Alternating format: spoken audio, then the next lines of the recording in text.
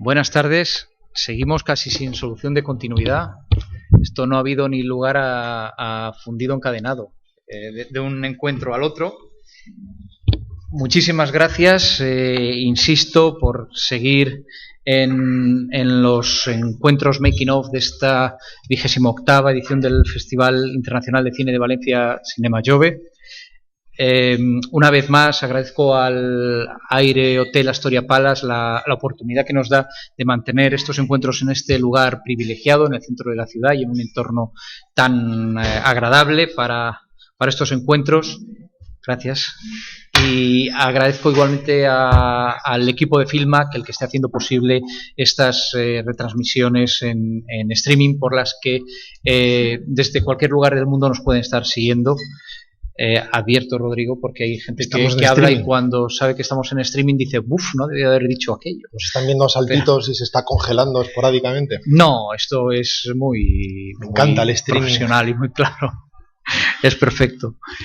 Bueno, pues muchísimas gracias a todos. Vuelvo a insistir, por quienes no estaban en el encuentro anterior, en cuál es el objetivo de estos encuentros. Para el festival entendemos que se ha convertido en un sello característico de la identidad de este festival, esta cercanía, esta proximidad entre los cineastas y el público.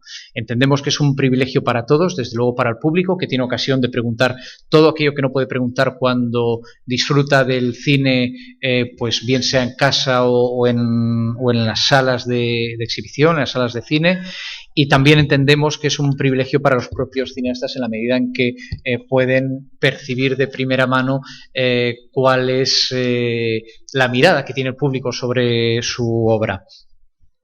En esta ocasión, y lo agradezco especialmente por todo el esfuerzo que supone, Rodrigo Cortés no viene, aunque también podemos hacerlo, pero no viene principalmente a hablar de su obra, sino de aquellas películas que han influido en su carrera.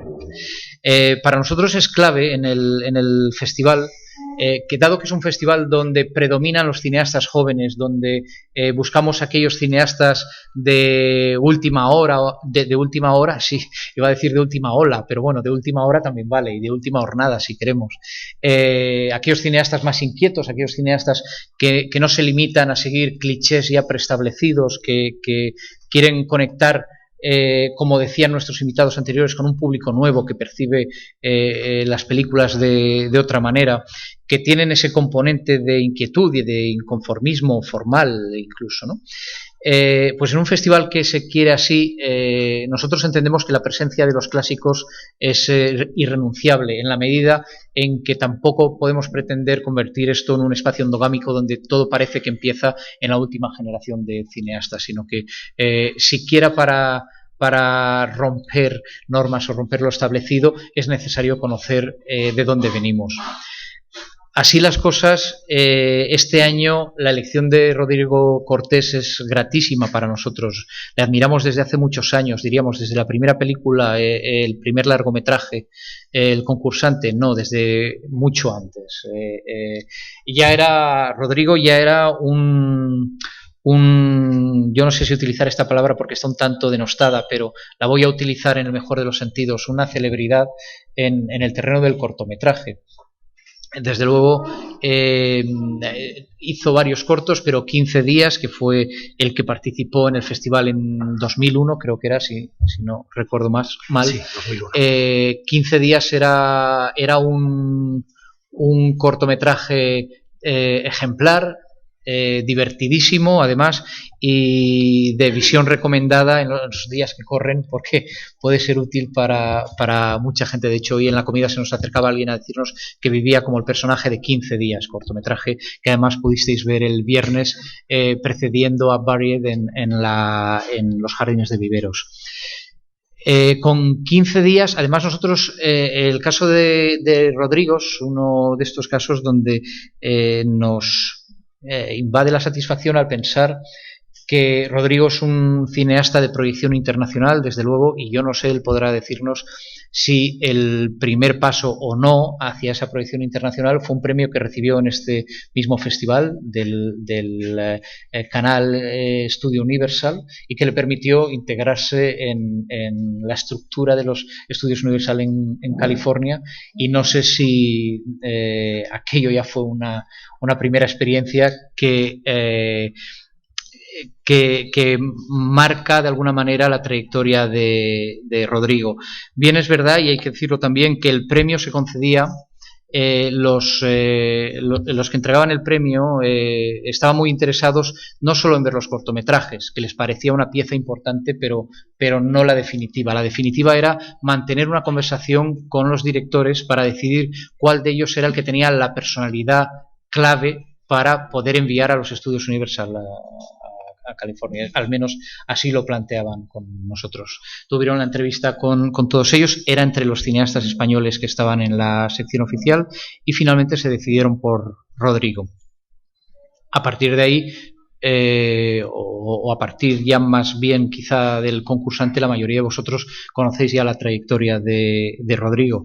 El concursante, lo hablábamos antes, es una película bastante asfixiante, que de algún modo, aunque aparentemente no tenga nada que ver, prefigura Barrier, que es ya la asfixia llevada al colmo de la metáfora, incluso, ¿no? No solo o de la literalidad. Sí, de la literalidad, desde luego, pero por más evidente.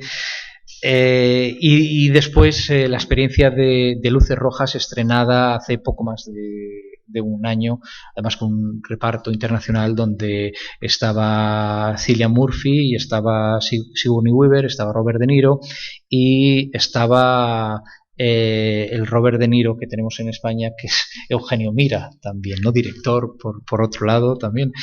En fin, esta es muy resumida la trayectoria de Rodrigo. Quizá él quiera abundar más en algunos aspectos, no lo sé, pero en cualquier caso es un pie para hablar también de la selección que ha hecho Rodrigo para Cuadernos de Rodaje. La idea de Cuadernos de Rodaje viene de dos visitas principalmente al festival. Una es la de Guillermo del Toro, que cuando vino a recibir su premio Luna de Valencia estaba preparando el Laberinto del Fauno y venía con un cuaderno con tapas de cuero, un cuaderno precioso donde él dentro dibujaba y hacía anotaciones para la película, para distintas secuencias. Entonces, en una conversación nos contó que cuando rodaba, él iba a los rodajes, al hotel donde estuviera, con DVDs de películas clásicas en las que pensaba que podía encontrar soluciones para potenciales problemas que podían surgir durante el rodaje, en la medida en que esas secuencias clásicas podían tener que ver con aquello que le estaba contando, con algún problema técnico de la película. Esto era 2005 y en 2007 viene Nicolas Winding Refn, el director ya muy conocido por Drive, a quien dedicamos una retrospectiva y había competido años antes en la sección oficial de largometrajes también, donde nos cuenta que él tiene 4 o 5 películas de cabecera, no sé si podré citar literalmente, pero hablaba de que esas películas eran Malas calles en cuanto a la utilización de la música, era un modelo, La diligencia en cuanto a la narración, el asesinato de un corredor de apuestas chino en cuanto a la interpretación de los actores, y La matanza de Texas como obra de arte global.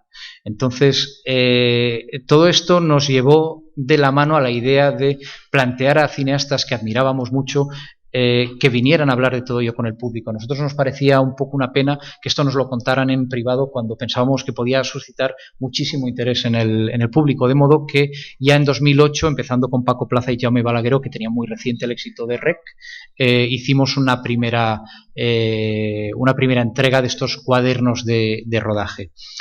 No voy a contar toda la historia, muchos ya la conocéis y quien no la conoce creo que es algo de lo que podemos prescindir ahora, porque lo interesante es escuchar a Rodrigo. Soy consciente, y lo hemos hablado durante el proceso de selección, de lo complicado que era mucho más complicado decidir qué películas no estaban dentro, puesto que solo le ofrecíamos la posibilidad de 6, de entre tantísimas como puede tener que hayan influido en su carrera, era más difícil dejar fuera películas que decidir cuáles entraban dentro. Por otro lado, hubo películas que él nos propuso y que no estaban disponibles en 35 milímetros, por lo cual, como buscábamos los formatos originales, no pudimos hacernos con ellas, pero afortunadamente Rodrigo había tenido la prevención de darnos películas alternativas que de algún modo tenían que ver con aquellas que habían sido primeras opciones, pero en general creo que la mayoría son primeras opciones, ¿no? Sí, de todas la ellas. mayoría sí. Y todas merecen ser primeras opciones en cualquier caso, aunque no lo fueran. Sí. Una vez te mandé el listado definitivo de las películas que habíamos conseguido, lo primero que dijo Rodrigo es que se trataba de una selección bastante extraña. Encontraba una selección bastante extraña, quizá por la diversidad, porque podía parecer que las películas no tenían que ver unas con otras, pero hoy, cuando has llegado, sin ir más lejos, me comentabas que empezabas a ver una hilazón entre varias de ellas, ¿no? Sí, como hacen los críticos. Pues tenía que desarrollar la idea. Ahora sí, yo creía que diciendo esto ya no necesitaba vale. pero aprovecho la oportunidad, pero entonces ya no entrarás tú nunca más. Aprovecha para... Bueno, yo creo que a mí me han oído demasiado todos estos días, así que sí, adelante, sin problema. No, cuando gracias por venir, y varios incluso gracias por quedaros a lo mejor durante un rato. La razón por la que he elegido las películas es, cada una de ellas es diversa.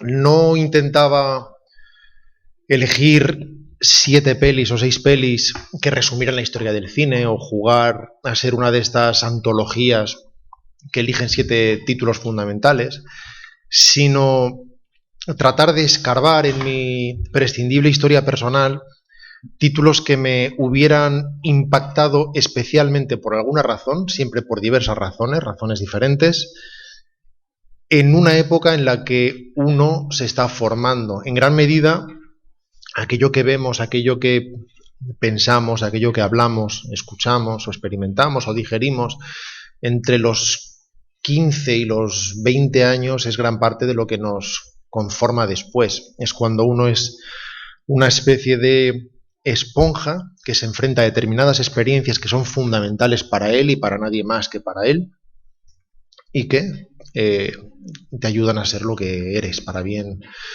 o para mal. He intentado que cada uno de estos títulos fuera en cierta medida paradigmático de una disciplina, de un aspecto diverso. Ahora podemos entrar a analizarlo si queréis. Pero sobre todo he intentado no jugar precisamente a eso que estábamos hablando ahora, aunque podemos incidir si queréis en ello.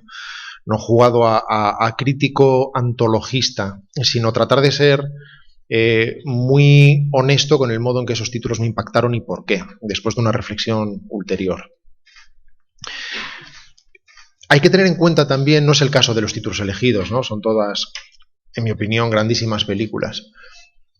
Pero no solo uno se configura o se conforma de las grandísimas películas que ha visto, o no solo de películas que tienen un consenso general, sino de las películas de su tiempo.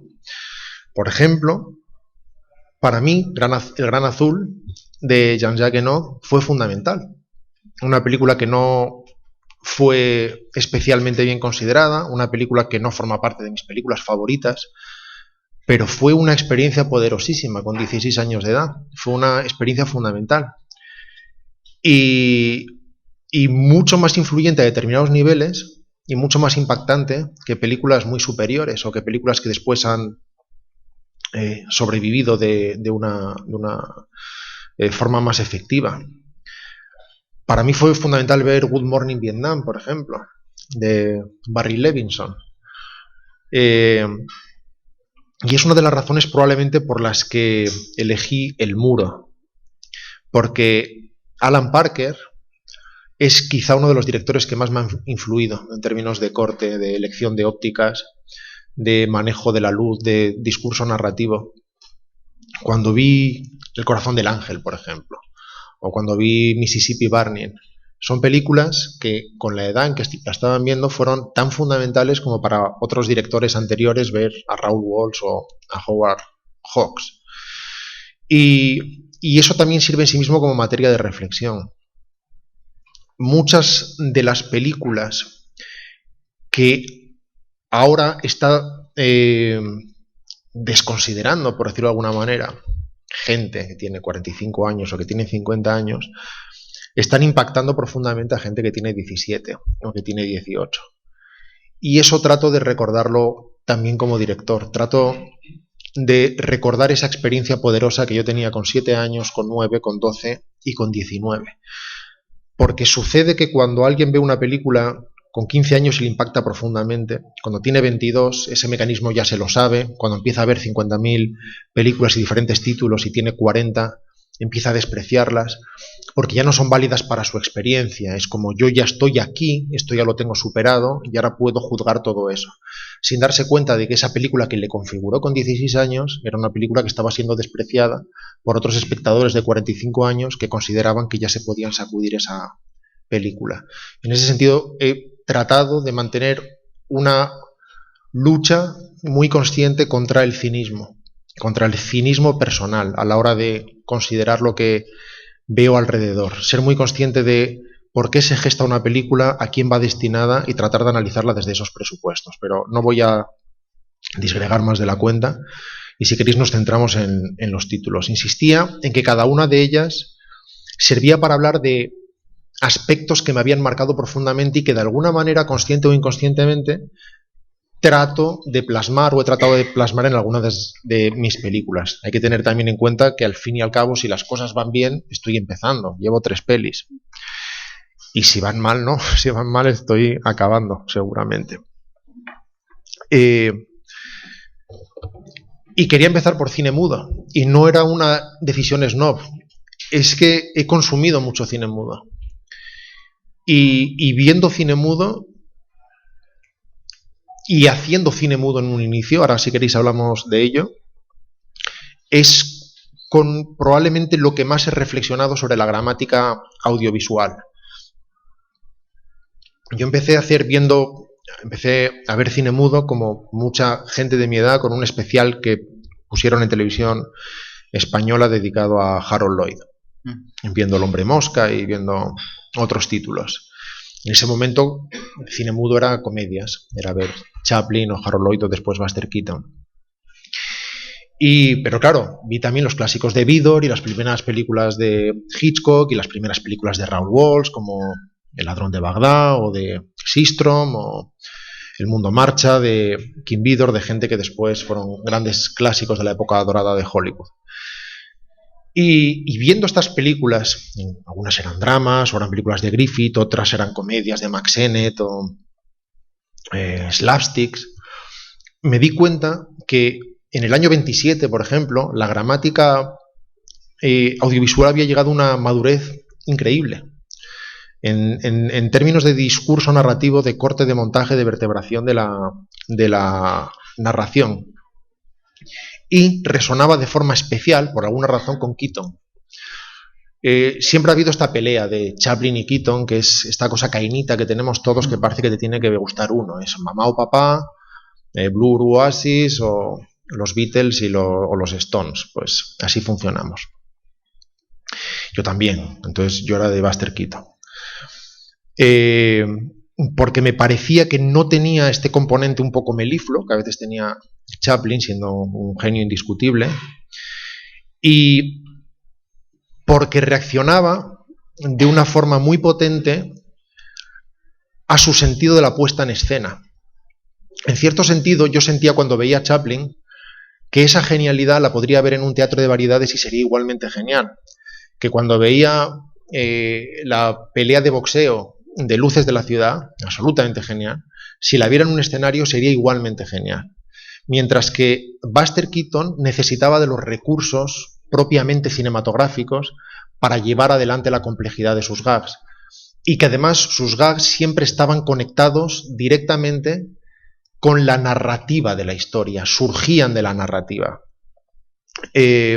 Nunca eran gratuitos o insertados a modo de pequeños sketches o gags que interrumpieran la narración, sino que nacían de forma orgánica de ella. El nacimiento de una nación, El maquinista de la General, Steamboat Bill Jr., que es El héroe del río, ¿no? Sí. El colegial, La ley de la hospitalidad, películas que me parecían modernísimas y que me lo siguen pareciendo ahora. No ha envejecido nada ese esa relación del personaje con el entorno, la relación particular que mantiene con las mujeres, y la forma de crear comicidad, insisto, con una complejidad que se iba desarrollando de tal modo que casi sin darse cuenta acabó convirtiéndose en un mago de la puesta en escena y en un director por derecho propio. Esa es la razón por la que están esos dos títulos ahí. Dos en lugar de uno porque son películas breves, de 45 o 50 minutos. En el caso, por ejemplo, de 1, 2, 3, de Billy Wilder, es porque quería hablar de tempo, de ritmo y de diálogos. Algo que me interesa mucho. Me interesa mucho la vertebración musical de las películas. Y yo creo que si tuviera que hablar de cine en profundidad, y especialmente si tuviera que hablar de montaje, lo haría usando términos musicales, prácticamente siempre. Y 1, 2, 3 es probablemente el epítome del control interno del ritmo en plano, con réplicas y contrarréplicas endiabladas. Me entusiasman las películas de Howard Hawks, las grandes screwball comedies, La fiera de mi niña o otras pelis, otros directores como Historias de Filadelfia, pero con 1, 2, 3 se producía algo muy especial que tiene que ver con una forma personal que uno tiene de ver el mundo, aunque uno sea muy consciente. Primero, un determinado uso del veneno. Billy Wilder siempre es venenoso, siempre es vitriólico, siempre es oscuro en un sentido muy ácido, que es una forma perfecta de manifestar lucidez en el fondo. Su mala leche siempre es lúcida. Y además, esa forma de articular los diálogos jamás, en mi opinión, se ha llevado a un terreno de virtuosismo como el que alcanza 1, 2, 3, en el que tiene que haber una coreografía perfecta entre diálogos impronunciables, con una gestión muy compleja de la información en la que nada puede fallar, una coreografía perfecta de actores que se tienen que levantar, sentar, moverse, reaccionar en el momento preciso, y muchas veces en un solo plano, con montaje interno, que funciona a la absoluta perfección o hay que volver a hacerlo. De hecho, James Cagney comentaba muchas veces cómo había sido un absoluto infierno para él, porque si habéis visto la película, no sé si os acercasteis el pasado sábado a verla, domingo, veréis que no solo es compleja en términos de ritmo, sino además prácticamente irrecordable para un actor, como cuando empieza a hacer la lista del tipo de cuello de camisa, los puños, la corbata, el tejido del traje, etc. Pocas películas me han impactado de una forma tan poderosa, y siempre he sido muy sensible al manejo de los diálogos. Siempre. Podía haber elegido otra película, podía haber elegido La huella de Mankiewicz, pero en fin, había 6 títulos. Y aunque me he sentido muy influido por directores muy visuales, y reacciono también de una forma muy potente a la estructuración estrictamente visual de la narración, sin embargo, siempre me han interesado mucho los diálogos, e incluso en películas muy visuales nunca he desatendido los diálogos. En general, cuando oigo determinadas fórmulas casi labradas en mármol, desconfío de ellas. Entonces, cuando te dicen que el verdadero cine es estrictamente visual, que si una cosa se escuchan es que algo va mal y en términos ideales debería ser solo contada, en realidad desconfío de todo eso porque recuerdo un gran disfrute con películas muy dialogadas también. Y me da la sensación de que no hay nada que elegir, ni hay ningún tipo de fórmula que labrar, insisto, en mármol de Carrara. Las películas están bien o están mal, nada más. Y son coherentes consigo mismas o no lo son. Son efectivas con el espectador o no lo son. Lo conducen a un determinado sitio, que es al que quería llevarlo el director o no lo hacen. Y fuera de eso no hay una sola ley más. En el caso de Los pájaros, quería hablar de esto que he mencionado ahora, del reverso de lo que he mencionado ahora, que es la parte estrictamente visual o eminentemente cinematográfica, partiendo de una idea radicalmente abstracta.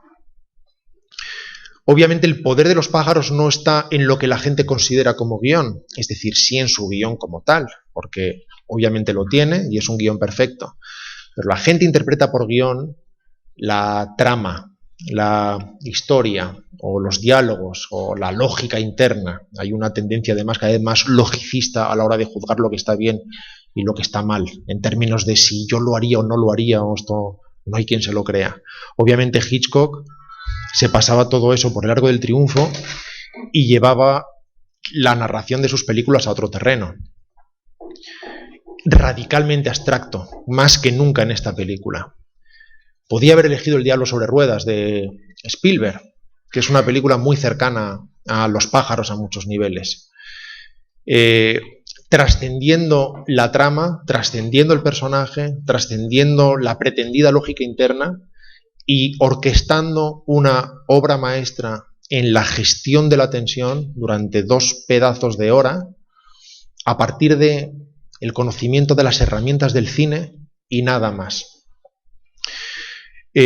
Todo eso ha sido muy influyente para mí, por ejemplo, a la hora de llevar adelante Buried, que siempre percibí como una película muy hitchcockiana, que tenía mucho que ver con determinados aspectos de Hitchcock, algunos que a todos se nos ocurren como Náufragos o La soga, y otros que a lo mejor son menos obvios en términos de ritmo, como Con la muerte en los talones, y sin ninguna duda Los pájaros. Y una de las razones por las que me interesan mucho estas historias, como podría haber sido El diablo sobre ruedas, escrita por cierto por Richard Matheson, que lamentablemente murió ayer, es porque además estas pequeñas piezas que coquetean con el fantástico consiguen, a partir de premisas mínimas, resonar de una forma muy poderosa, creando comentarios mucho más profundos sobre el ser humano. Tienen una enorme capacidad alegórica, y metafórica no obvia, no pretenciosa, que consigue llegar mucho más lejos que determinado cine social que inmediatamente se atribuye, sin embargo, esa túnica y esa pancarta y no consigue esa capacidad de resonancia. En el caso de Buried, en el fondo, teníamos lo mismo o menos elementos, ¿no? Una persona, 4 paredes o 6 paredes de madera, y sin embargo, de alguna manera, esa tragedia resuena dentro de cada uno de nosotros a determinados niveles, cualesquiera que sean. No es el momento ahora de analizar esa película, sino de hablar de esos otros clásicos, pero seguramente os pasó cuando la estabais viendo, algunos incluso a niveles muy pedestres y muy tocables. Algunos sencillamente recordaríais esa vez que quisisteis cambiar de compañía telefónica y no había manera, y acababais hablando con voces robotizadas que os hacían presionar 1 y presionar 3 para tratar de convertiros lo antes posible en el problema de otra persona. 8,5. Si tuviera que mencionar 10 directores fundamentales en mi vida, seguramente uno sería Fellini. Pocos directores han tenido ese conocimiento tan profundo de las herramientas de su oficio para poder gestionar historias muy personales que a priori no deberían importarle a nadie más que él mismo y su psiquiatra, y conseguir que mucha gente se interesara por ellas desde planteamientos muy poco complacientes, pensando muy poco en lo que podría gustar o no, sino centrándose en algo y consiguiendo aún así resonar en todo el mundo, incluso con un alcance muy popular. Seguramente la película que más he visto de Fellini no es 8,5, sino Amarcord. Una película que he visto, ninguna película en realidad he visto demasiadas veces. Luego, si queréis, hablamos de eso. No, por alguna razón no reviso muchas películas, y mucho menos por razones de trabajo, solo por razones lúdicas. Y la película que más veces he visto en mi vida, a lo mejor la he visto 8 veces. No he visto una película 42 veces. Pero quería hablar de 8,5 por otra razón. Porque crea un juego de espejos entre el propio cineasta y su obra que me resultaba fascinante. Recuerdo incluso cuando era un adolescente y la vi en un ciclo, tuve la suerte de verla en pantalla grande, y recuerdo que en esa escena final en la que todos los personajes de su película descienden aquella escalinata, se generó en mí algo muy especial que no soy capaz de articular, pero que hacía que la película se retroalimentara a sí misma, se fagocitara a sí misma y empezara a multiplicarse delante de mis ojos por 10. Yo ni siquiera tenía la mínima madurez necesaria para abordar todo eso, y sin embargo ya estaba cambiándome por dentro de alguna manera. Es una película que cuando he intentado recomendar ha resultado aburridísima a todo el mundo y entonces he dejado de hacerlo. Pero no tuvo ese efecto en mí. Yo ni siquiera era capaz de gestionar esa información que estaba recibiendo, que era la de un director ya maduro, hablando con mucha amargura de una determinada experiencia. Pero una de las razones también por las que la elegí es porque, como sabe Rafa, estuve dudando también en elegir un Bob Fosse, que es otra de las películas fundamentales de mi vida, que es All That Jazz. Una película fundamental por muchas razones. También por esa autorreflexión que impone, desde un punto de vista muy amargo, pero a la vez muy cínico, muy duro, enormemente honesto, muy cruel, pero transmutado en forma de arte y con un manejo del montaje que se ha visto muy pocas veces en la historia del cine. Pero de alguna manera hablar de 8,5, hablar de All That Jazz era hablar de la misma película hecha por dos personas diferentes. Así que nos decidimos por 8,5 al final, cuando hicimos la criba última. Voy a mencionar ahora otra disciplina diferente, directamente, de la que ya hemos hablado, que es el montaje. Y para hablar específicamente del montaje y de otras cosas, elegí Fraude, F for Fake. Probablemente una de las 10 películas de mi vida. La vi por primera vez en televisión, en un ciclo de Orson Welles, en la 2, a una hora ridícula, y luego la pude ver además en un ciclo, y las 2 veces me hizo explotar la cabeza. Si tuviera que explicar el montaje y su capacidad de manipulación de la narración, creo que lo haría con Fraude. Una película hecha para eso y para hablar de cómo el arte de la prestidigitación y el del cine son el mismo. No son afines, no son similares, no son equiparables, son el mismo. Y eso tiene mucho que ver con mi propia forma de ver este oficio, compuesto fundamentalmente de mentiras, en el mejor sentido. Todo en el cine es mentira, todo en el cine es manipulación, y la pretensión del cineasta no debería ser la de contar la realidad, sino la de tratar de contar la verdad a través de la mentira, que es la única forma eficiente de hacerla. Y en ese sentido el mejor cineasta es el mayor manipulador de todos, el que mejor manipule. Obviamente hablo de una manipulación en un sentido, esperemos, moral y en el mejor de los casos amigable. Pero al final, el director lo que intenta es que todo el mundo mire a su mano izquierda mientras con la derecha roba un par de carteras. Todo eso se ve en Fraude. La película además es en sí misma un juego de caja rusa, de muñecas rusas. La propia película habla sobre un falsificador de arte y habla de alguien que hace la biografía de alguien que a su vez falsifica la biografía de Howard Hughes. Y al final él mismo, el propio Orson Welles, acaba convirtiéndose en el gran falsificador, falsificando los últimos 20 minutos de película, que ha vendido casi como una especie de documental, que no es. Es de una estructuración casi ensayística, pero para mí fue fundamental. E incluso cuando veo ahora el montaje de Fraude no lo entiendo. No entiendo que en una época antes del montaje digital alguien pudiera llegar a ese nivel de montaje. Aún sigo sin entenderlo. Es fácil pensar cuando vemos determinadas herramientas, cómo se monta ahora en Avid, cómo se manipula la imagen en Photoshop. Decir, pues fíjate cómo lo hacían en los 50 y no tenían nada de eso. Pero también es verdad que todo aquello que hacían no se parece en nada a lo que se puede hacer con el Avid o con el Photoshop. Hacían otras cosas, con otras herramientas, y llegaban muy lejos. Pero no hacían lo que se puede hacer con esto. Muchas veces el lenguaje determina el resultado también, y las herramientas determinan el lenguaje. Pero en el caso de Fraude, es una película tan adelantada a su tiempo que la gente no es capaz ni de comprenderlo. La propia técnica de montaje de esa película no es posible si no es en montaje digital, salvo que fue posible. Y eso cupo, obviamente, en una únicamente, que es la de Orson Welles.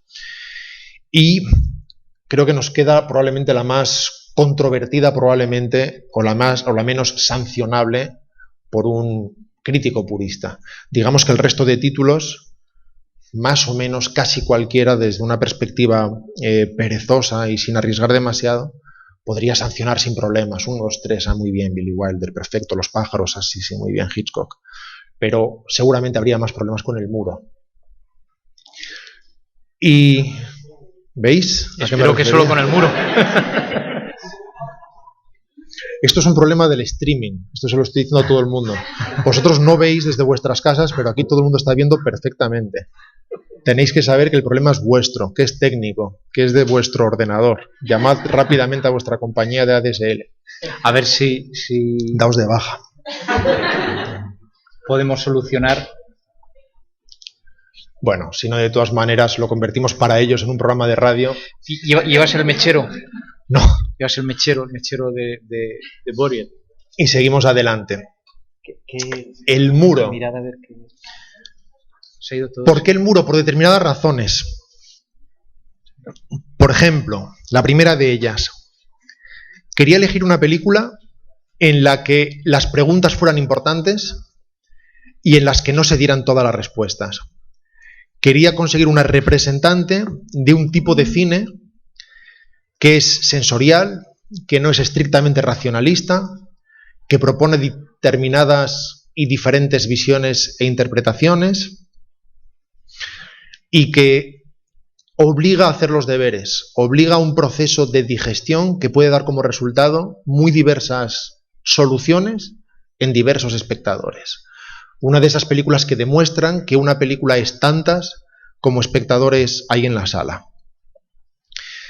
La película fundamental para hablar de todo esto sería seguramente 2001. Una película intelectualmente única y que está hecha para ser percibida por mecanismos no racionales, desde volantes inconscientes y no intelectualizables. Por un lado fue complicada de conseguir en 35 milímetros, no lo lográbamos. Por otro lado me parecía que era un título que mucha gente podía haber visto con más facilidad.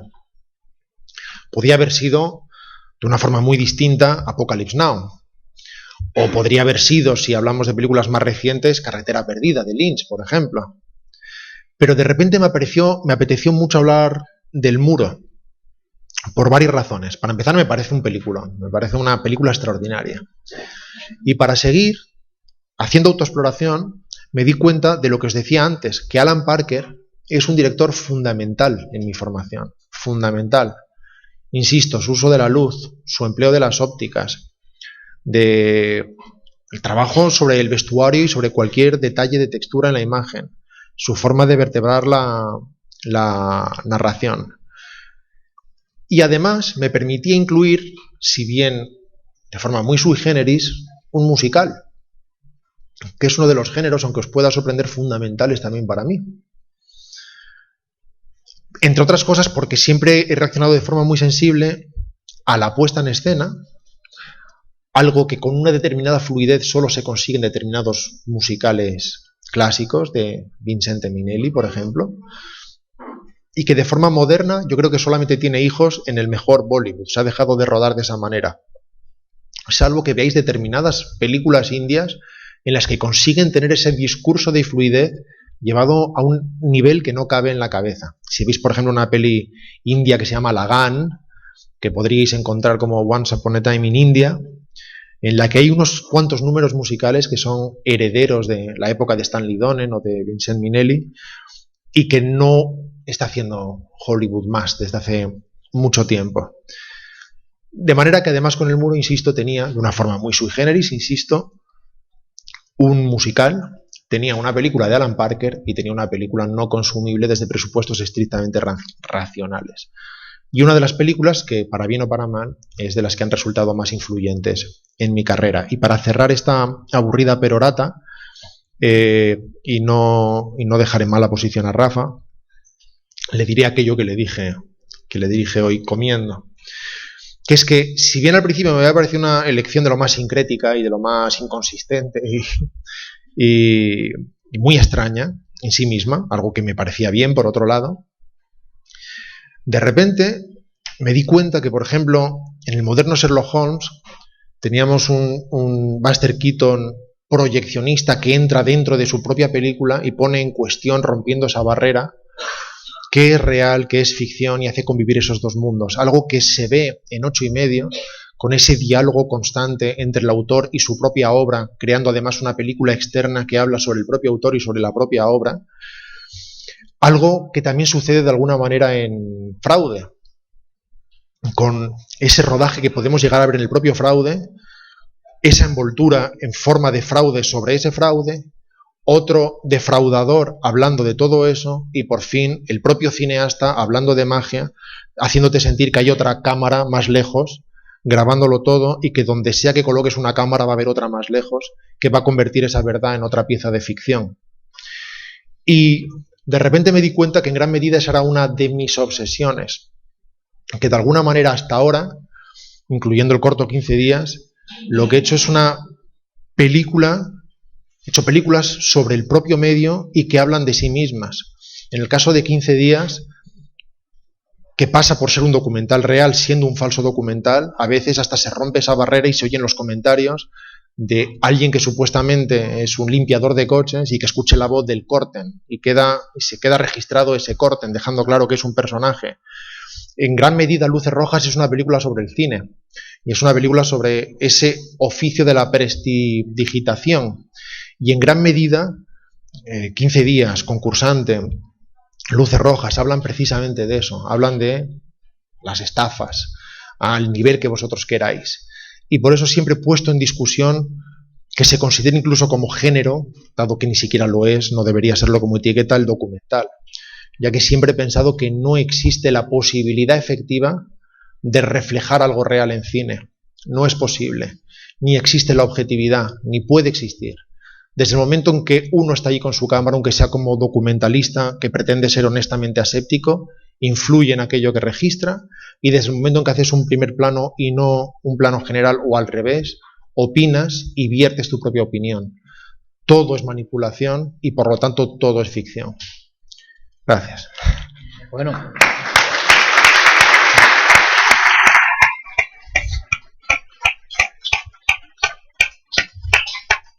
Y si os parece, pido desde aquí perdón a la gente de streaming. Y lo interesante a partir de ahora es que esto se convirtiera en un coloquio, si a vosotros os parece bien y a Rafa también. Y contestar como buenamente sepa y pueda a cuantas inquietudes os asalten. Tenemos un micrófono, si alguien quiere preguntar, puede levantar la mano y así se lo oye a través del streaming también. No me he olvidado de ninguna peli, ¿verdad? Yo creo que no, pero podemos luego incluso hablar de las que no están. Podemos hablar de las que no están, perfecto. Otros 45 minutos. Vamos allá. Muy buenas, Rodrigo. Hola. Ya que has terminado hablando siempre del fraude dentro de las películas, ¿eso es algo que tenías en mente cuando ya comenzaste, por así decirlo, a preparar en serio Enterrado? ¿O es algo que... el fraude final estoy hablando? Porque supongo que serás consciente de los subidores de tensión que supuso ese fraude final de tu película y esa secuencia final en la que Ryan Reynolds parece que... Bueno, que no la haya visto, lo siento. Spoiler. Que parece que... Spoiler. Que parece que Ryan Reynolds va...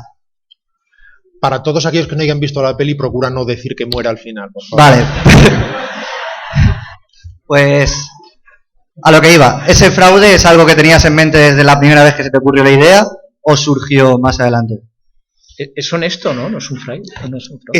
Ese fraude, como tú lo llamas, es idea del guionista, de Chris Parlin. Yo rodé su guión. Eso pasa también con mucha frecuencia. A veces se ven determinadas obsesiones o recurrencias en la carrera de directores. Dice, mira, aquí ha vuelto a decidir, y a veces el que lo ha decidido es el que lo ha escrito. Y se le deja como... Bueno, he hecho la peli. E incluso he mantenido el final, efectivamente, pudiendo haberlo cambiado. Pero es una idea de Chris Parlin inicial. Él desde el primer momento mataba a Paul Conroy. Y me pareció la única opción lógica y coherente con la propia narración. Especialmente dado que no quería salir de la caja bajo ningún concepto, como imposición personal. Pero no, yo no soy consciente de eso. Incluso... Estas dos pequeñas lecturas que acabo de hacer ahora son enormemente inofensivas y muy superficiales, hasta el punto de que yo mismo he sido capaz de darme cuenta de ellas. Pero no forman parte de las intenciones conscientes que te animan a hacer algo, al menos en mi caso.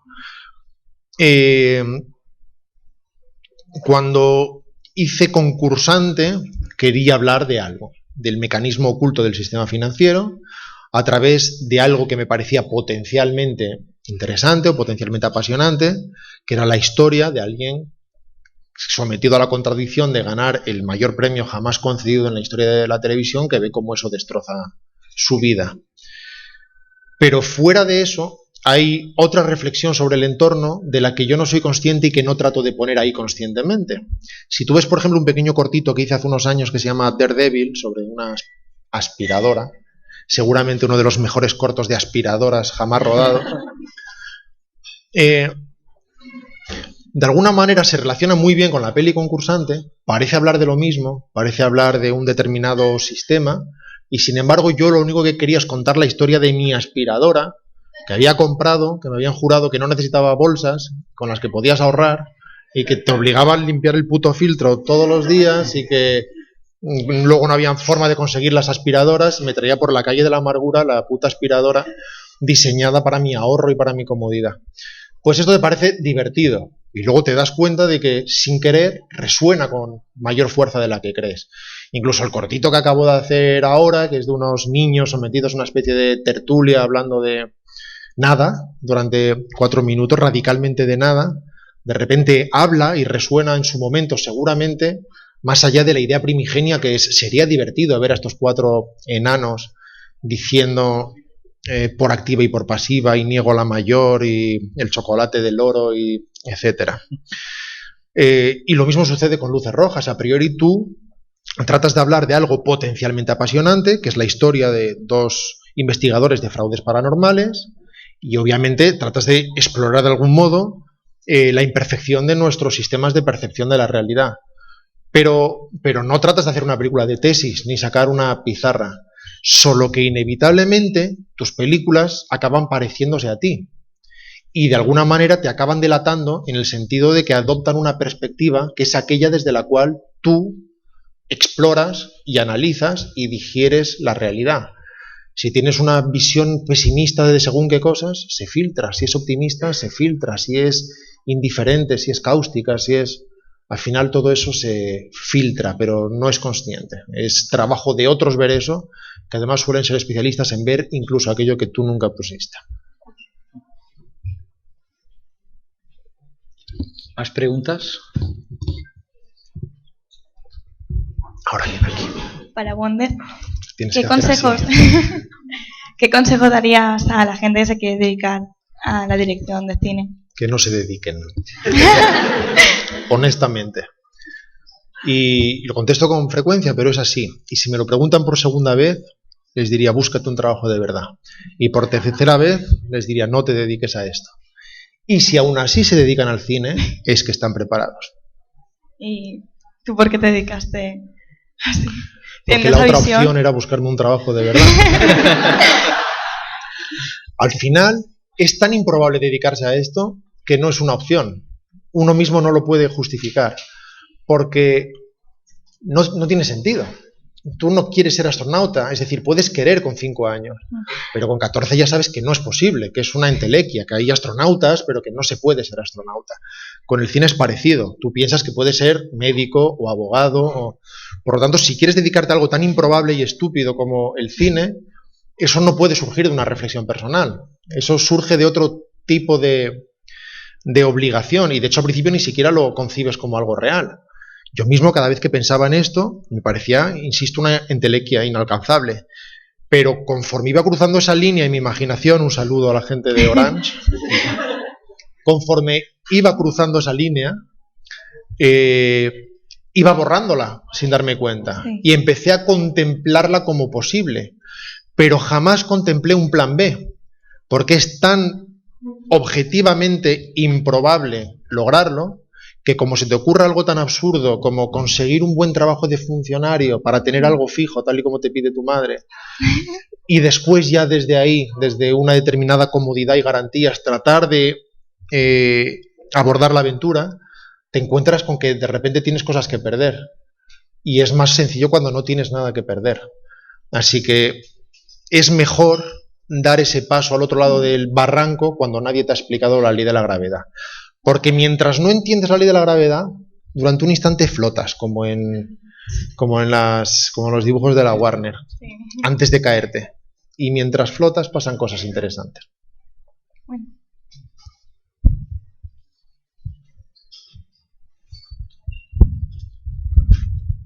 Así no lo vas a conseguir. Desde la discreción no lo vas a conseguir. Buenas. Mi pregunta era, no sé si has visto hace poco, ha salido un documental que se llamaba Side by Side, en el que se trata un poco la controversia de cómo se ha hecho antes el cine y con la época de la digitalización, en el que George Lucas habla de lo bueno que es lo digital y algunos como Christopher Nolan hablan de lo bueno que es el cine clásico y la forma clásica de hacer cine. Y quería preguntarte tu postura dentro de ese... Yo me compré ese documental, pero tú te lo has bajado. No, yo lo he visto en clase, pero no sé si se lo han bajado. Pues tu profe se lo ha bajado. Que lo sepas. No tengo una postura. O sea, ¿tú ruedas en 35 milímetros o ya en digital? Ruedo en 35 milímetros, pero no tengo una postura. Yo me rapo el pelo, pero no tengo una postura contra los pelos largos. Solo me rapo el pelo yo. Y rechazo esta imposición de tener una postura sobre todo, de tener una opinión sobre todo, de conseguir crear ejércitos en posiciones maximalistas y encontradas en las que hay que elegir algo. No tiene nada que ver con eso, y Side by Side tampoco tiene nada que ver con eso. En mi opinión, no hay lados. Hay un terreno de juego que tiene unas reglas provisionales hasta que se establezca otro terreno de juego. Y las cosas se hacen de una determinada manera. Todos nos iluminamos con velas y luego de repente alguien tiene a bien inventar la electricidad y hay una época de transición y los fabricantes de velas de repente viven auténticos dramas y niños que necesitan de vender velas para educarse apropiadamente se ven constreñidos a la tristeza y la melancolía y se enriquecen los fabricantes de electricidad. Pero al final es solo la realidad, es un entorno. No tengo una posición. Lo que considero un auténtico drama es que el celuloide se esté muriendo sin ningún tipo de reflexión al respecto. Se está rodando estrictamente en digital y no hay ninguna decisión creativa detrás. Es pura inercia. Eso es lo que es dramático. Porque ejemplos puedes encontrarlos maravillosos sobre cualquier orden que se te ocurra. Puedes encontrar ejemplos siempre que refrenden cualquiera de tus tesis al respecto de lo que sea. Esto no es una guerra de ejemplos. Fincher es seguramente el mejor narrador vivo, el mejor storyteller, y rueda en digital. Y seguramente el director más superdotado de la historia en términos estrictamente cinematográficos, de manejo de la puesta en escena, es Spielberg, y rueda en celuloide. Y Nolan, seguramente el director más exitoso actualmente, rueda en celuloide. Y otros ruedan en digital y hacen películas espléndidas. Lo que es auténticamente dramático, lo que es una verdadera vergüenza, es que se esté dejando de rodar en celuloide solo porque sí. Nada más que porque sí. Los productores han decidido que es más barato y no saben si es más barato y no lo es. Han decidido que es más rápido y no es verdad. Hoy por hoy es más rápido rodar en celuloide. Hoy por hoy, dentro de 10 años no. Hoy por hoy hace falta más equipo para rodar en celuloide. Y hay razones estrictamente técnicas que no son... que no tienen que ver ni con la memorabilia, ni con la nostalgia, ni con el romanticismo, que haría que determinadas películas fueran mucho mejores en celuloide, que sería una forma de manipular la imagen con una textura mucho más acorde con lo que esa película está narrando. Por ejemplo, Gangster Squad sería tantísimas veces mejor en 35 milímetros, esa misma película con ese mismo vocabulario, y sin embargo Millennium no. Millennium, una peli de Fincher que ha sido despachada con esta facilidad y que es una obra rotundísima de narración. Pero insisto, se ha llegado a esa inercia y directamente ya no se rueda apenas en celuloide. Están cerrando los laboratorios en todo el mundo. Se está dejando en virtud de un supuesto avance hacia un sitio, como si ese sitio fuera el enemigo del sitio anterior. Ese sitio debería ser una opción más. Tú deberías poder rodar en 35 o en digital o con un teléfono o con una cámara de la Segunda Guerra Mundial, con aquello que tú consideraras que es mejor para tu película, para resultar más eficiente en la gestión de esa información y en la generación de emociones. Esa falta de reflexión es la que lamento. Y también discuto en gran medida la gente que hace una cosa generalmente solo porque puede o porque es la grieta que ha encontrado para hacer las cosas en un muro intraspasable, lo cual es completamente legítimo, y se ve obligado en hacer una especie de defensa racionalizadora de esa misma decisión como si fuera la única posible en contra de no sé qué enemigo virtual, cuando en realidad solo deberían ser herramientas.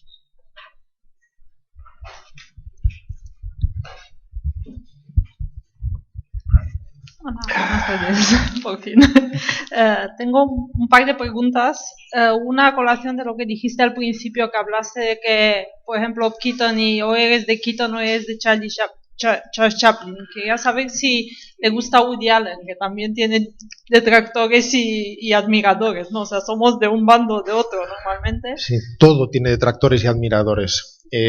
Lo primero que aprendes o lo primero que deberías aprender es a no intentar complacer a todo el mundo, aunque solo sea porque no es posible. Aunque solo sea por eso.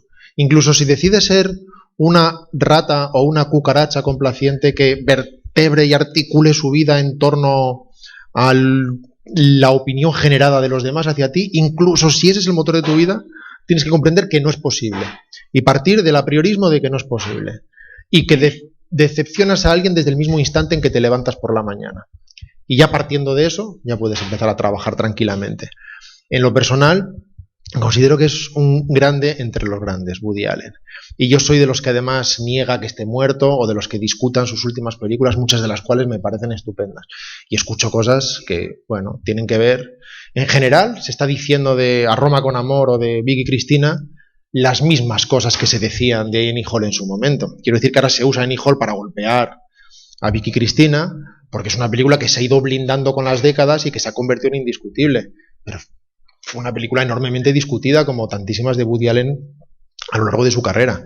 Pero personalmente, a mí Vicky Cristina me gusta muchísimo, me divierte. No la he visto doblada, también es verdad, que debe ser una experiencia muy traumática.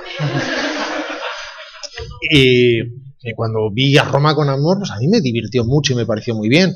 Además es un director con tan poca importancia personal, con tal deseo de rodar constantemente y... Vamos a ver, él en lo personal no sé qué tipo de importancia personal tiene, a lo mejor es un monstruo insoportable, pero es obvio que en sus elecciones y en su hemorragia creadora no está intentando que cada una de sus obras adquiera una determinada trascendencia. Lo que está intentando es contar lo más rápido posible y pasar a la siguiente. A mí me parece un grande entre los grandes. Esa es la primera pregunta. Y la segunda tiene que ver con Buried, que vimos en cine y nos gustó muchísimo. A mí también me gustó. Y me quedé con la duda después porque la peli emana ansiedad, o sea, yo salí del cine con auténtica ansiedad de estar yo encerrada en la caja. Pues no estaba previsto. Pero quería saber si a ti te creó el rodaje, porque oía a Ryan Reynolds en una entrevista diciendo que le creó ansiedad de estar tantas horas en la caja, y quería saber si a ti grabar te supuso ansiedad el rodaje de la película o la preparación de la película. Y luego si tuviste por el final problemas con los productores, siendo una peli de gran estudio, y los americanos no son muy dados a ese tipo de finales. Vale, empiezo por el final. No es una peli de gran estudio, entonces no tuve problemas con los productores, entre otras cosas porque yo era uno de ellos. No, desde el principio decidimos que así sería. Es una película comparativamente barata. Recuerdo, por ejemplo, que el productor americano llegó como al cuarto día de rodaje y escuchó a Ryan diciendo sus 4 primeros facts, y sabes que lo que ellos llaman la F-word, pues tienen la palabra de la F, que llaman ellos, son eufemísticos hasta para eso, no lo pueden decir, pues tiene un número posible antes de que te den una calificación que hace la película que no sea para todos los públicos. Y me dijo, ¿no podría decir shit en lugar de fuck? Y era como, mira, lleva como 67 de estos, o sea, llegamos tarde. Y es una peli de 1 millón y pico, creo que nos lo podemos permitir. No es una película de 180 millones que tengamos que rentabilizar en todos los mercados, llegando a los niños de 12 años. Creo que el público potencial de esta película no es el de Disney a priori. Así que vamos a jugar sus cartas con coherencia. Y la otra pregunta tiene que ver con la ansiedad. Efectivamente, para Ryan fue una experiencia muy dura en términos físicos. Y efectivamente vivió experiencias de gran ansiedad, por razones lógicas. Por ejemplo, en la escena final en la que la arena comienza a subir y empieza a taparlo, por razones estrictamente logísticas y de gestión del tiempo, no había tiempo de sacarlo de allí, sacar toda la arena, meterlo, volver a poner la arena al nivel anterior, y había veces que se tenía que quedar ahí dentro, con la tapa aquí y la arena por aquí, durante 45 minutos esperando el nuevo emplazamiento de cámara. Y eso es duro, te lo puedo imaginar. Además, él tenía un micrófono aquí en su pecho, además del boom externo, y yo podía oír en los auriculares los latidos de su corazón porque estaba oprimido contra el peso de la arena. Entonces resonaba con mucha fuerza. Y en un momento dado entró en un ataque de pánico prácticamente. Y no permitió llegar tan lejos, pero su corazón empezó a acelerarse de una manera incontrolable. Y quien hacía las voces con las que él hablaba, que en rodaje era una misma persona haciendo todas las voces que después se doblaron a posteriori, empezó a calmarlo, llevándolo a un determinado lugar mental. En principio equivocado, porque al principio le decía, imagínate que estás en una playa. Y yo pensaba, no, llevémoslo a un bosque, ¿no? Vamos a olvidar la playa. Y de esa manera, con un ejercicio de autocontrol, consiguió. Yo no viví esa ansiedad, porque mi lugar era más sencillo, yo era el torturador, no era el torturado. Y tú, para manejar todas esa información y esas emociones y conseguir que afecten al espectador, tienes que hacerlo de una forma muy fría, en cierta manera, y muy calculada. Y cuando tú sabes lo que estás haciendo, no te puede afectar de esa manera. Si tú ves cómo alguien en una película se corta un dedo y se lo cierra, te puede resultar muy difícil de mirar, y a mí también. Pero si soy yo el que está trayendo el látex, lo coloco allí, sé que eso es un líquido, no lo puedo ver de esa manera, es imposible. Sé que eso es goma, también me salgo de mí, lo miro desde fuera y veo si eso es efectivo y si eso es creíble, pero no puedes estar sintiéndolo como si de verdad le estuvieras seccionando el hueso. Pero a la vez, por razones que no son directamente relacionadas con la caja en sí, es la experiencia profesional en la que más he sufrido nunca, sin ninguna duda. Sin ninguna duda. Se rodó en solamente 17 días. Normalmente se ruedan un par de páginas de guión al día. Nosotros teníamos que hacer 9 o 10 páginas del guión al día. Era absolutamente imposible. Cada vez que pasaba un día ponía la X como diciendo uno menos, pero sin saber qué coño iba a hacer al día siguiente, si íbamos a poder salir vivos otra vez. A mitad de rodaje era, sigo teniendo trucos en el sombrero, o mañana todo el mundo se va a dar cuenta que esto es una farsa enorme y todo se va a hundir. Dormía 2 horas diarias, me conseguía dormir a las 2 de la mañana, tenía que despertarme a las 4 para preparar el trabajo del día siguiente. O sea, fue un trabajo poco placentero a ese nivel, pero no porque hubiera una caja o hubiera arena. Yo estaba en una silla con un monitor delante, en la oscuridad, eso sí.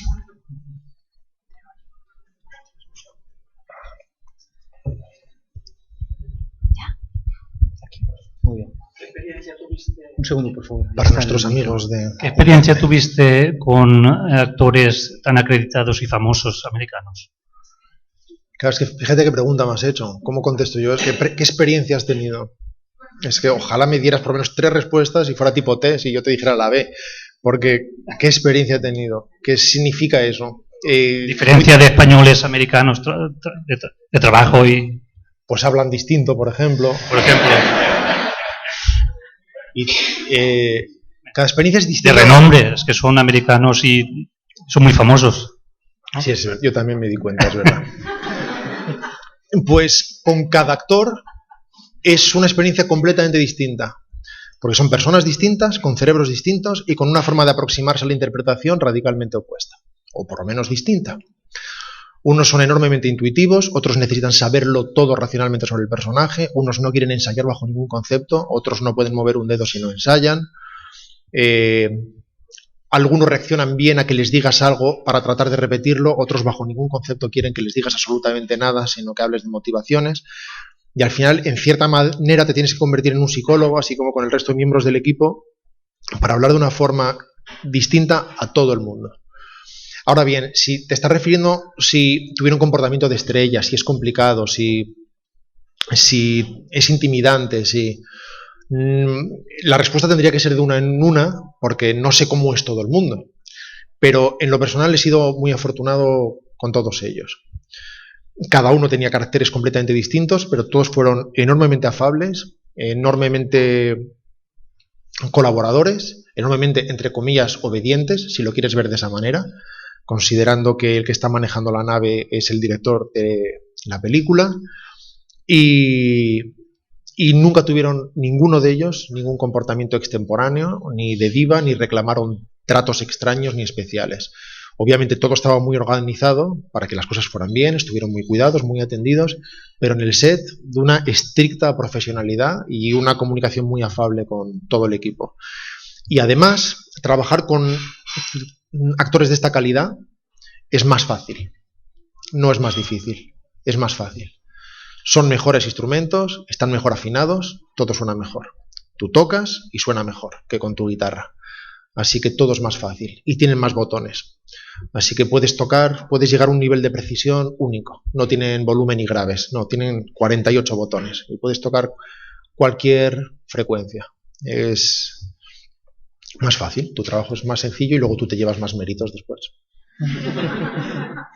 Gracias. A ti. Allí detrás, ahí sacuden el ala. Al fondo. Hola, buenas, Rodrigo.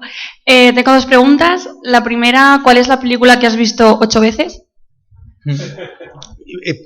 No sé, lo he dicho por decir, pero Vaya. Supongo que Goodfellas, probablemente Goodfellas. Y La Huella es otra película que rescato de vez en cuando, por razones lúdicas. Me apetece de repente volver a ver La Huella, pero vamos a decir Goodfellas. Vale. Y yo te sigo desde hace tiempo por Twitter y como curiosidad quería saber qué problema tienes con el AVE, con el cambio de hora y con cosas como esas. Ninguno, pero... La payera. Pero si a las 2 son las 3, pues hay que establecerlo con claridad y todo el mundo debe saberlo. Y si hace falta repetirlo, alguien tiene que hacer el trabajo sucio y convertirse en un representante del pueblo, porque no estamos suficientemente informados al respecto. Y con el AVE nada, solo que es mi residencia oficial, nada más. El AVE no es un lugar, hay que entenderlo, es un estado de la mente. Y cuanto antes se entienda, más fácil es entender todo eso. El único sitio donde uno puede ver el último bailarín de Mao una y otra vez, sin que importe. Y ya para acabar, pues si nos puedes decir tu próximo proyecto, contarnos algo. No puedo. Pero solo porque me encantaría, pero es que no me apetece nada. Es que ya lamento porque al final acabo diciendo siempre lo mismo, pero una razón perfecta para no hablar de las cosas que no existen es porque no existen. El día que tú me digas a mí, me demuestres a mí que has hecho cola alguna vez bajo la lluvia para ver un proyecto, o que has pagado 10 euros para ver un proyecto, o que has quedado con tus amigas para ir un viernes a las 10:30 a ver un proyecto, entonces yo convendré contigo en que los proyectos son importantes. Mientras tanto, solo las películas lo son, así que hablemos de películas. Hola, buenas, os digo. ¿Quién eres? Aquí al lado. He aprovechado para comentarte que al menos en la web, en Cinemachobe, comentas que había 2 películas de Scorsese que te hubiesen gustado que estuvieran y no aparece el nombre. Tengo curiosidad por saber si puedes decir cuáles son y por qué. Sí, a priori podría parecer que debería ser Goodfellas, que es una peli para mí fundamental en mi historia personal y en la historia del cine sin duda, y seguramente la película más influyente de los últimos 30 años para toda una generación de directores. No era esa. Otra podría ser Toro Salvaje, que es mi película favorita seguramente de Scorsese, y tampoco era esa. Dije El color del dinero y After Hours, porque son las películas que me marcaron en ese momento para empezar. La primera película que yo vi de Scorsese, conscientemente al menos, creo que fue la primera que vi, fue El color del dinero, en cine, y después, semanas después, vi en un cine, fui primos, a nadie le importa esto, en Móstoles, tampoco importaba. After Hours, Joque Noche, gran traducción, y ponía debajo Martin Scorsese, el del color del dinero. Y son 2 películas consideradas menores, que en mi opinión son rotundas obras maestras. Color de dinero es una película grandísima, Y le pasa lo que pasa siempre. En su momento El color del dinero era una película muy mediocre porque la buena era el Buscavidas, la primera película que hablaba del personaje de Fast Eddie, tan superior al color del dinero. Y ahora que la película ya tiene 30 años, entonces ya se puede hablar del color del dinero como un clásico. Y siempre es la misma puta historia, con esta necesidad de congelar la historia en el mismo segundo en que se produce, sin ningún tipo de valoración, ni reflexión, ni consideración. Por eso intento ser tan refractario a la obligación de tener opinión. Es como, aplacemos la opinión, esperemos, no hace falta tener opinión sobre todo, no es obligatorio tener opinión sobre todo. Todos tenemos opinión, eso demuestra que no importa nada, que no vale nada. Habría que considerar otros aspectos como el criterio, y eso lleva tiempo y lleva maduración. Y lo que te quería decir es que esos dos títulos. Pero me inflama. Hay otra vez. Hola, ¿qué tal? Quería saber tu opinión. Seguramente habrás leído unas opiniones que soltaron Spielberg y Lucas hace unos 10 días o por ahí en una universidad de California, hablando no del fin del mundo, pero sí del fin del cine como lo conocemos. Y quería saber cuál es tu opinión al respecto. ¿Cuál es mi posición? No, opinión, tu posición, Bueno, lo que tiene mucho sentido lo que están diciendo. También hay que entender que esto es pendular, pero es verdad. Ahora en Hollywood ha muerto radicalmente la clase media. Ya no existe la clase media. No se pueden hacer películas de 40 millones. Nadie puede hacer las películas que vertebraron el Hollywood de los años 70 y de los años 80 y de gran parte de los años 90. Comparativamente, los grandes blockbusters, como Tiburón o como, qué sé yo, después Gremlins o Regreso al Futuro, eran películas concebidas de una forma muy racional de la producción, con unos tamaños contenidos y ajustados a las necesidades y lógicas de la propia producción. Ahora la distribución está rota, está acabada. Cualquier película, por pequeña que sea, para tener un estreno masivo, lo que llaman un wide release, tiene que tener una inversión de 70 millones. Da igual que la película la compres en Sundance por 2,5 millones y que se considere una compra cara porque la siguiente se ha comprado por 1,800 y estén peleando para comprarlo por 1. Porque al final, para tener un wide release, tienen que tener 70 y pico millones. Como no hay forma de amortizar todo eso, salvo que sean películas evento, entonces solamente se hacen películas evento. Y al final tienen que hacer películas, en principio, de 100 millones para poder llegar ahí. Pero es que ya están haciendo las películas de 240 millones, de 280 millones, y no se está parando esto. Y es imposible, eso se fagocita a sí mismo. Porque además, cuando una de estas películas no funciona, y sucede, porque lo cierto es que por más garantías con las que intentes procurarte, no existen, por definición, en el mundo del cine, y nadie sabe exactamente por qué las cosas funcionan o no, cuando hay una hecatombe es mundial. De repente es una hemorragia de pérdidas. Y al final se acaban generando desde un aspecto estrictamente tecnocrático, tratando de recurrir a plantillas previas que te acerquen a una ficción de garantía e hinchando más y más esos presupuestos hasta límites absolutamente ridículos. Y cuando hay un thriller interesante, una película que en su momento podría haber hecho Sidney Lumet, la película no se puede hacer. No se pueden hacer películas de 40 millones. Y hay que hacerlas o de 1,5 para un circuito muy determinado, concreto, muy contenido, como muchísimo de 10, conseguir que todo eso funcione con un nuevo sistema a través del VOD o si no, ya hay que saltar a Harry Potter y a Iron Man y a... Claro, eso no puede sostenerse siempre como nada se sostiene siempre. Tampoco hay que tener mensajes apocalípticos al respecto, porque al final el mundo es así. Se hace esto y luego la gente se harta de esto y hace lo contrario y todo el mundo cree que inventa el mundo cada vez y al final el mundo se adapta como puede y hace lo que puede. E imagino que el péndulo irá hacia otro lado. Se hacen pelis de superhéroes en mayots con un determinado sentido del humor. Y luego de repente llega Nolan y las hace graves y las hace autoconscientes y entonces todos adoramos a Nolan y este es el camino. Y después de 4 de estas la gente ya empieza a decir, hostia, el puto Nolan ya está, joder, está es algo divertido, joder, es que todo siempre el personaje, y entonces ya quieren otra cosa porque se han hartado, ya lo fagocitan, lo tiran, ya les gusta lo otro, en 10 años ya es que están divertidos, que venga uno y que se tome en serio al personaje, y así todos matando al padre una y otra vez. Por otro lado, así es como se vota, o sea que...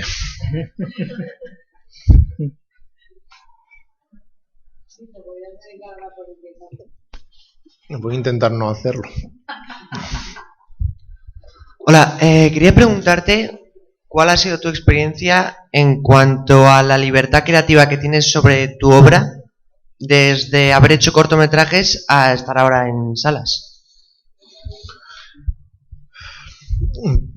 Yo me puedo dejar muy poco, pero cuando hice mi primera peli, por mucho apoyo que tuve, también fue muy duro a otros niveles, lo primero que me di cuenta es de que de repente no podía hacer lo que me saliera de lo que me diera la gana sin más, pero yo no era tan consciente de que hacía lo que me daba la gana. Cuando yo hacía mis cortos, los financiaba, pedía créditos, yo era el productor, tenía una idea, decía esto funcionará, esto parece muy raro, entonces le decía a mis actores lo que había que hacer, que eran amigos además, lo hacían y no había ningún tipo de reflexión al respecto.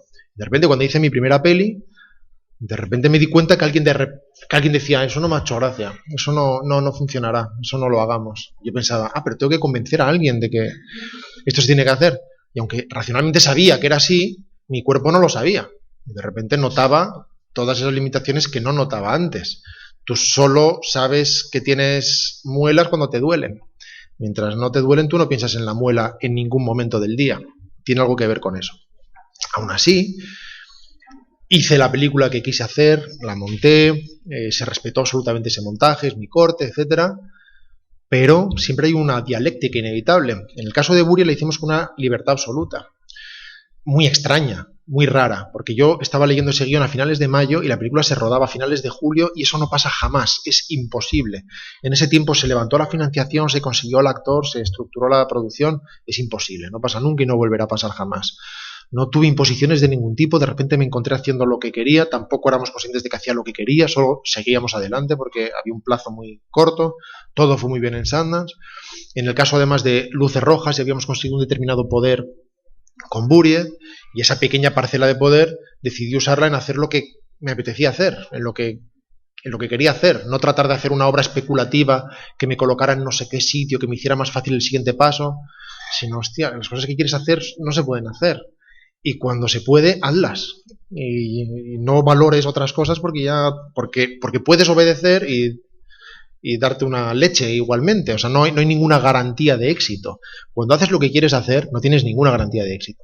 Y cuando haces lo que te dicen, ninguna garantía de éxito, las mismas. Así que por lo menos, equivócate tú. Así que en lo personal, hasta ahora, he tenido siempre esa libertad, entre comillas. O sea, una libertad que no se parece a estar en una tumbona. Siempre hay que pelearla, siempre hay que luchar constantemente en el montaje, en el rodaje, constantemente. Si no estás preparado para luchar, para gastar una energía ímproba para gastar una cantidad ímproba de energía todos los días, desde el principio hasta el último instante en que sale el cartel, no te dediques a esto, porque es muy desgastador y muy extenuante.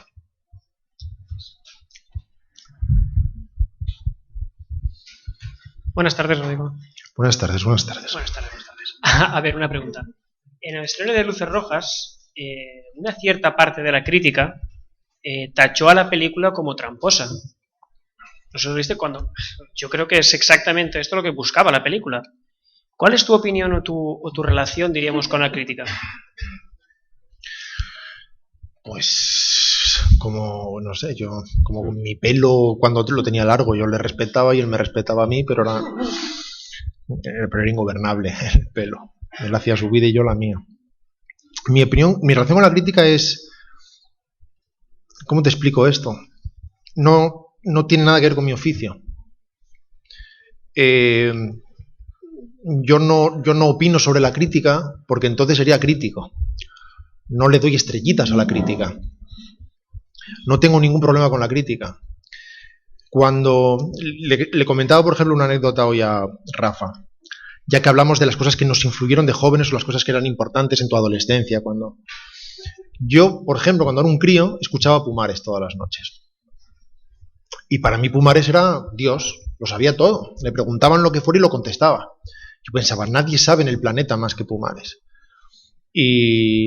Y llegaba dormido al instituto al día siguiente porque me quedaba escuchando Polvo de Estrellas todas las noches, en Antena 3 Radio, alguno lo recordará. Y para mí aquello fue muy importante, y así lo recuerdo. Cuando después empiezas a adquirir un determinado criterio, te das cuenta que las cosas que crees pues, son mucho más matizables, que cada uno tiene una determinada posición. Ya no, pero eso sigue siendo muy importante, porque es tu forma de introducirte en algo cuando tienes 15 años, y nunca dejó de serlo. Y cuando hice mi primera peli, Concursante, leí la crítica de Pumares, y Pumares la ponía a escurrir, pero a escurrir. Decía que menudo puto coñazo de peli, que aburría a las ovejas, que... Y al acabar de leer la crítica, me quedé así y pensé, a mí me cae bien Pumares. Por ejemplo, yo leía el Carlos Aguilar. No sé si os acordáis ese libro azul que se llamaba La Guía del Videocine. Algunos llamamos El Petete, otros llamaban La Biblia. Sigue editando, ¿no? ¿Te acuerdas? No se sigue editando. Y a mí me gustaba mucho leer La Guía de Videocine porque era como jugar a las cartas. Era, dime un título. Lo leías y una puta mierda, jajaja, te reías. Ahora vamos a ver qué ha dicho de Cronenberg. No está mal, jajaja. Greenaway, conspiración de mujeres. Greenaway sabe contar, jajaja. Y ponía a parir a unos, de repente decía que Tiburón era muy buena y luego decía que era una mierda televisiva en la siguiente edición. Pero me encantaba jugar con el Carlos Aguilar. Y hubo un día en que mi primera peli estuvo ahí, y luego la segunda. Y yo no te puedo transmitir la ilusión que me hizo cuando fui a la FNAC, abrí el Carlos Aguilar, vi Concursante y vi que la ponía a parir. Como a Greenaway, como las que yo veía de pequeño y dije, mira, ya me está poniendo a parir a mí Carlos Aguilar, ya estoy en el otro lado de la línea. Y nunca me he enfadado con una mala crítica, nunca. Y nunca me he tomado muy en serio una buena crítica, nunca. Para empezar, porque en general no son tales. Una crítica generalmente es un análisis de determinados aspectos de una película, cuáles son sus objetivos, en qué medida sus resultados se compadecen con esos. Pero en términos generales no son eso las críticas que les dejan hacer. Para empezar, les obligan a poner un número de estrellitas, algo que en sí mismo es bastante ridículo, como te puedes imaginar, porque reducen la historia del cine a 5 categorías. Y en general es un poquito de sinopsis y un poquito de pues a mí me ha gustado o de pues a mí no me ha gustado. Viene a ser algo así. Y por otra parte, yo me tranquilicé mucho en mi primer festival de cortos cuando vi a 2 críticos peleándose por un vale restaurante. Y eso me dio una perspectiva muy sana sobre las cosas. Pero fuera de eso, mi relación con ellos es buena. Boyero dijo, se salió de mitad de Concursante, dijo que no podía ver ni 15 minutos más de ella.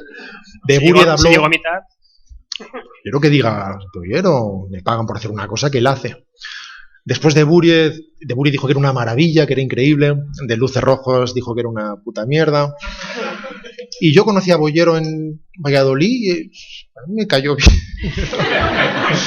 Era agradable, era cercano, era como vulnerable, no sé, me cayó bien. Pero lo curioso es que la catalogaban, o sea, la criticaban justamente por lo que busca la película, en cierta manera. Bueno, y es que en eso ya no entro, porque es que no tiene que ver con mi oficio nada. Yo no me dedico a eso. Insisto, yo no doy estrellas a los críticos. Ahora bien, es verdad que se llegan a decir cosas perezosas, o sea, no digo que generen pereza, que también, sino que digo que mira que hay opiniones perezosas. O sea, ¿cuántas veces tú ves que hay 2 opiniones y que el resto es pura herencia de esa opinión para no arriesgar? O que se dicen 4 términos que te permiten no decir nada y más o menos pasar por encima de las cosas. Y decir de una peli que es tramposa es de las cosas más perezosas que se puede decir. De una peli, que es una puta trampa por definición. Ahí voy, por eso. Pues claro que es tramposa. Como cuando dicen que de Shyamalan que es tramposo, y que es que no es tramposo. O sea, si tú haces Superman para que no sea tramposo, tendrá que saltar del edificio y pegarse una hostia de pánico contra el suelo, que es la única forma de no hacer trampa en... Sí, mira que se pueden decir cosas de una peli, pero decir que es tramposa, lo puedes decir de todas, de La Huella, de... Lo más interesante es como a Shyamalan cuando hace una peli tramposa, le dan con la cabeza encima los defensores de Hitchcock, cuando son exactamente los mismos que si hubieran nacido en el 55, le habrían estado dando a Hitchcock bien duro. Y son los mismos que atizarán con Shyamalan al próximo bendito que venga dentro de 20 años haciendo algo. Porque fíjate que hay pocos directores en el mundo con ese conocimiento de la puesta en escena que tiene Shyamalan, por ejemplo, para reducirlo de repente a eso. Así que son opiniones que se hacen solo desde la pereza, porque ir cuesta abajo es muchísimo más fácil que ir cuesta arriba, solo hay que dejarse llevar, y que no requieren ningún tipo de reflexión ni de digestión. Puedes decir muchas cosas muy malas de lo que quieras, empezando por mis pelis, sin duda, y muchas de ellas absolutamente comprensibles y legítimas. Pero que es tramposo. O sea, ya oportunidad tan buena para estarse callado. Bueno, pues si hay una muy cortita, la hacemos ahí al fondo y tenemos que ir acabando porque tenemos otro encuentro a las 9. Hola, buenas tardes, Rodrigo. Bienvenido a Valencia. Me encantaría saber tu nombre para poder devolverte el saludo con la misma rotundidad. ¿Cómo? Sergio. Buenas tardes, Sergio. Que bueno, quisiera hacerle 2 preguntitas. La primera es que ya que hemos estado hablando de su experiencia como director, ¿cómo ha sido su experiencia como guionista? Por ejemplo, en Apartamento 143, que nadie ha hablado de ella. Me gustaría saber cómo fue esa experiencia. Bueno, hay una razón muy comprensible para que nadie haya hablado de ella, que es que no se ha estrenado. Aunque os seguro que algunos la habéis bajado. El Festival de Sitges también está. Tú mismo. Pero que el Festival de Sitges también se estrenó. Yo he leído críticas sobre Emergo de gente que se la ha bajado y que la ha visto en su ordenata y que hace una valoración sobre eso, sobre lo que ha visto en su ordenador, a saber con qué ripeo, con sus cascos en el mejor de los casos, pero luego hablan. Algunos incluso bien, pero fíjate que habrán visto. Pero bueno, ese es otro tema. Bueno, yo siempre he escrito mi material en principio, desde que hacía cortos y desde antes que hacía café teatro, porque todos tenemos un pasado. Y es el caso de Concursante y de Luces Rojas y de Emergo, efectivamente. Y bueno, para mí siempre la escritura, la dirección y el montaje, por alguna razón, siempre han sido diferentes fases de un único proceso narrativo. No considero que esto deba ser así. Solo digo que así es como lo hago, desde que tengo 16 años. Directores mucho mejores que yo no trabajan así. No es una fórmula ni es una recomendación, pero yo lo hago de esa manera. Entre otras cosas porque cuando escribo no lo hago de forma abstracta literaria, sino partiendo de una composición mental del resultado acabado en términos fílmicos. Así que en gran medida empiezo a pensar en montaje cuando escribo. Y cuando dirijo, siento que me proveo de la materia prima necesaria para hacer el puzzle luego. Así que poco más puedo decir, salvo que es una de las pocas fases placenteras que tiene esto. Porque el rodaje es una mierda. El rodaje es como ir a la guerra todos los días. Es horrible. No he disfrutado nunca, ni un solo día de rodaje. Momentitos concretos, o momentos en que estás sufriendo mucho y sabes que de alguna manera estás disfrutando porque estás sufriendo como cuando subes una montaña, supongo, ¿no? Que me duele todo, pero qué bien. Y el montaje también es una fase placentera, pero en la parte de escritura todo es gratis todavía. Entonces hay menos presión a ese respecto. ¿Y la otra pregunta era? La segunda pregunta es si ha pensado alguna vez en ser productor. No de sus guiones y de sus películas, sino de otras personas. Sí, por ejemplo, hoy se ha anunciado que abre Sitges Gran Piano y es una peli que ha escrito Damien Chazelle, que dirige Eugenio Mira, que es un director con un impresionante talento y con una capacidad para la coreografía interna, para la relojería interna cinematográfica al alcance de un puñado en el mundo. Y la hemos producido Adrián Guerra y yo. Adrián es mi socio de producción, con quien también he producido Luces Rojas y Emergo. Y Emergo también es una película que no dirigí yo.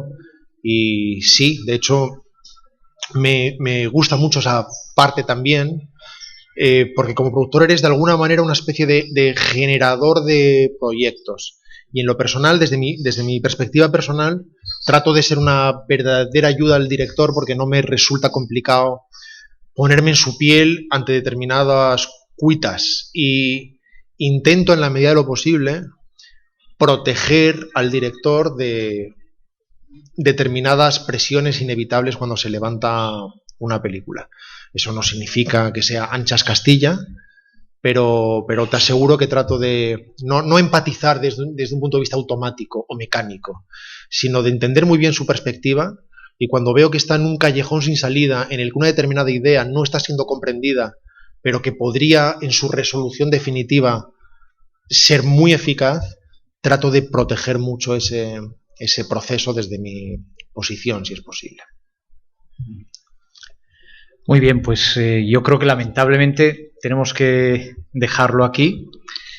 Así que muchísimas gracias a todos por haber acudido.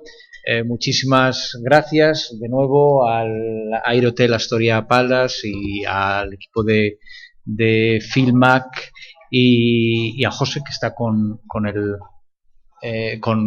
todo el sistema de sonido. ¿Y las luces? ¿Quién era el de las luces?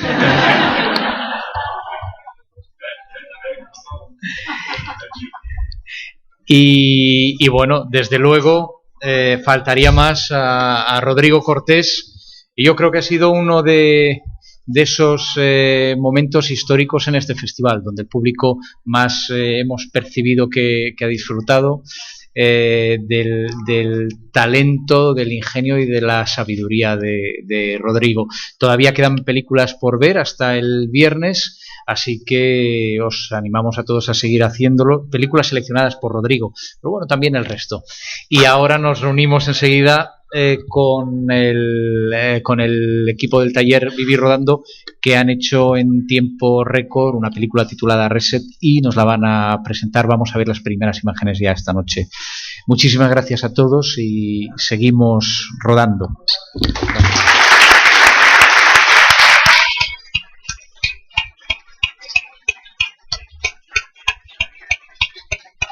Gracias.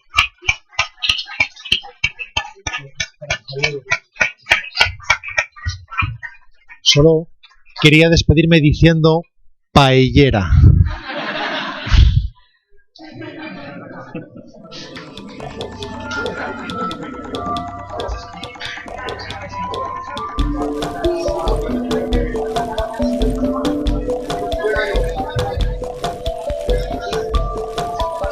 Vamos a ver. Eso déjalo ahí que se ha